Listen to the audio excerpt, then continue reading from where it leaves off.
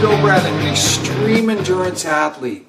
The topic of today's video is, it's all about the journey. You know what, it's funny, I've heard this saying like a lot in my life, you know, it's not when you accomplish your goal that's the big deal, it's the journey, you know what I mean, it's the journey.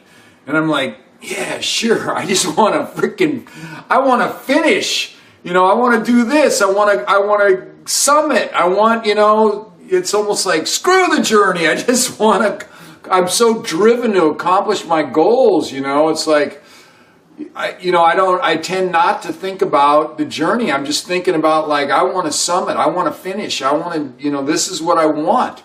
I don't care about the journey, you know, but it's like I just got back, you know, if you're following my journey, I just got back from Arrowhead and attempted my seventh attempt at the Arrowhead 135, and I went out there for 7 weeks, and I trained in the cold, and I was doing 2-a-days, and I do them in the dark, and I did them as cold as minus 40 degrees. I did workouts out there, and I hung out in Minnesota, right on the Canadian border, the coldest spot in the continental U.S. In the coldest time of the year, I hung out there for 7 weeks, and I trained hard, and I gave it everything I had, and I made friends out there, and hung out with Gerald and his wife who owned the hotel, the Voyager, and I ate at their restaurant next door, the Voyager restaurant. Hung out with my buddy Mike, hung out with my brother from another brother, Daryl Bradley and his wife, and anyway, I just like, I did the Minnesota thing, you know, between training, you know, and eating and hanging out, and, you know, and it was like, I don't know, one of the waitresses just sent me a nice little text, you know, that they missed me out there, and I don't know, it is all about the journey, you know, even though I didn't finish, I made it, you know, I mean, it was the best I've ever done. I mean, you know, as far as time-wise, I made it into the 73-mile mark, like, you know, I had slept, I got some sleep in instead of, you know, anyway. I was probably about 2 to 3 hours faster than I've ever been, and I still got knocked out of the race because I got the frostbite on my fingers, you know, which, anyway, it hurt bad enough that I couldn't use zippers or do anything, and if I pushed on, I would have been in danger of losing my fingers, so I did not. And so I didn't finish for the 7th freaking time, you know, but when I got her text that they missed me out there, and it made me smile, man. You know what, I had a lot of fun out there. That's the ice box of America.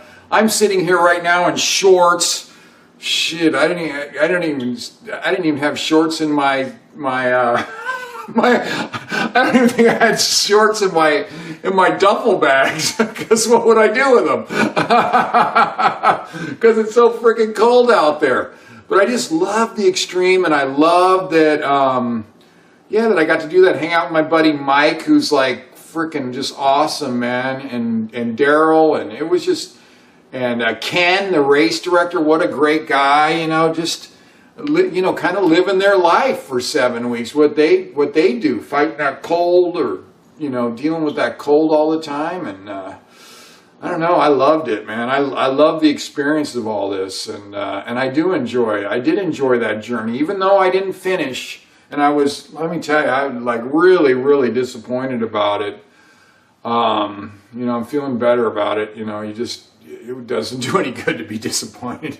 Just move on to the next thing, and then come back again next year. So anyway, but I guess that's, my lesson was enjoy the dang journey. It was freaking fun. It was an adventure for me. I've never spent 7 weeks in someplace so cold, you know, and I love that I did give it everything I had to prep for that. And, you know, maybe I didn't quite get it right this time, and I came up a little bit short, got sent away licking my wounds again with frostbite on about 6 of my fingers.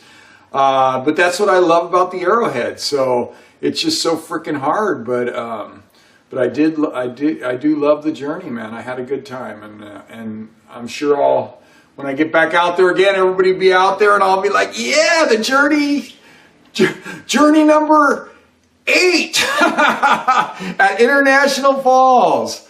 All right, so remember, enjoy the journey.